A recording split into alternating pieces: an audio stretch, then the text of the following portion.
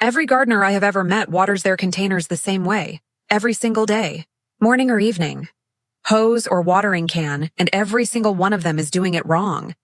Not because they are careless, because nobody told them there is a better way.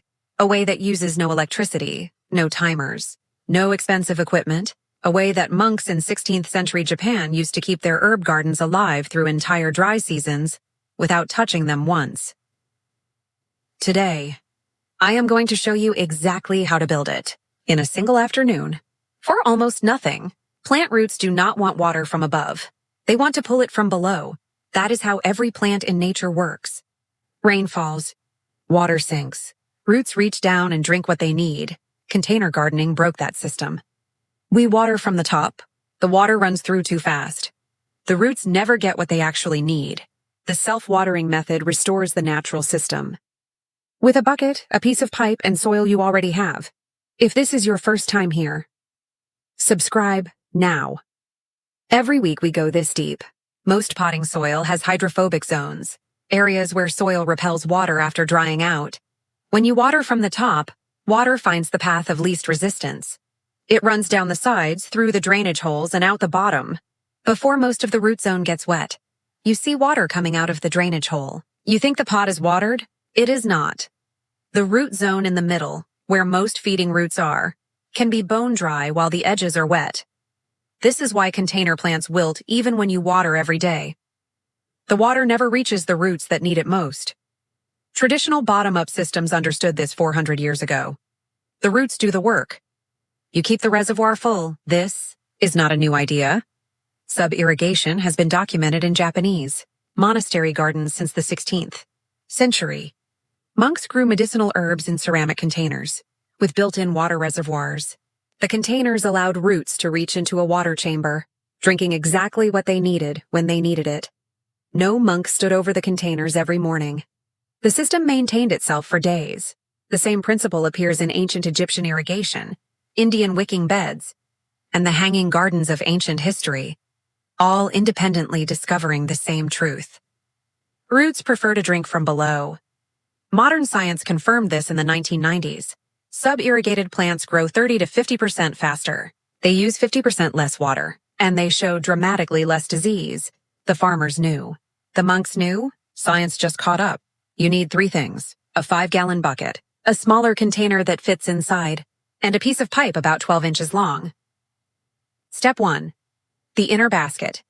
Drill or punch holes all over the bottom and sides of your smaller container. This becomes the soil basket, elevated above the water reservoir below. Roots will grow through these holes into the reservoir.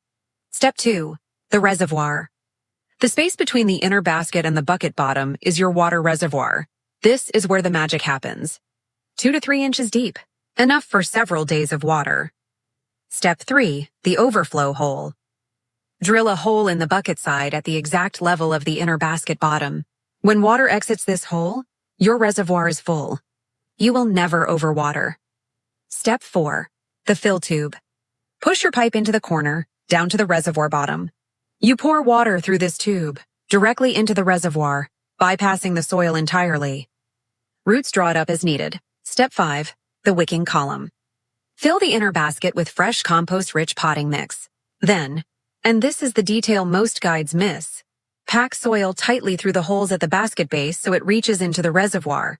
This wicking column is the bridge.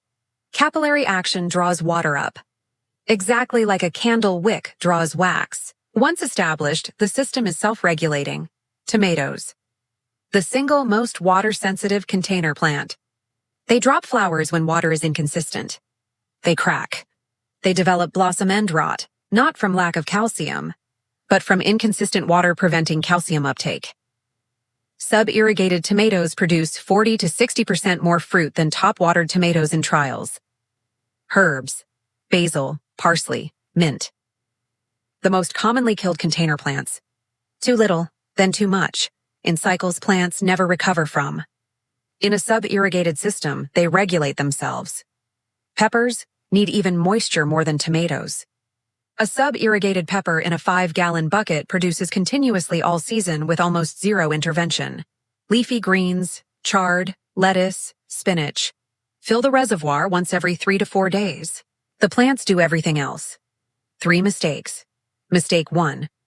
Wicking column not packed tightly. If loose, capillary action breaks down. Water stays in reservoir. Roots cannot access it. Pack it firmly. Dense plug, not loose soil. Mistake 2. Filling too fast at first. Fill slowly for the first 2 weeks. Let the wicking column establish before full capacity. After 2 weeks, the roots have found the reservoir. Mistake 3.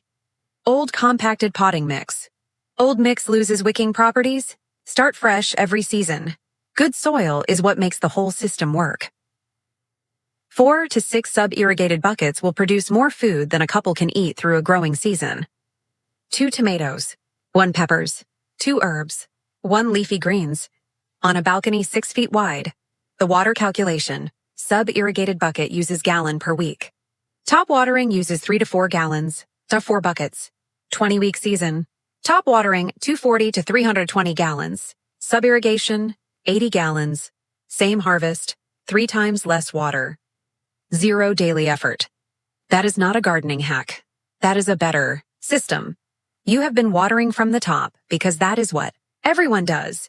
But every plant in nature pulls water from below.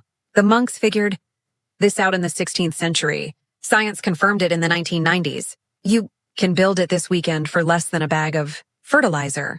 Your containers are not difficult. You have just been fighting the wrong direction.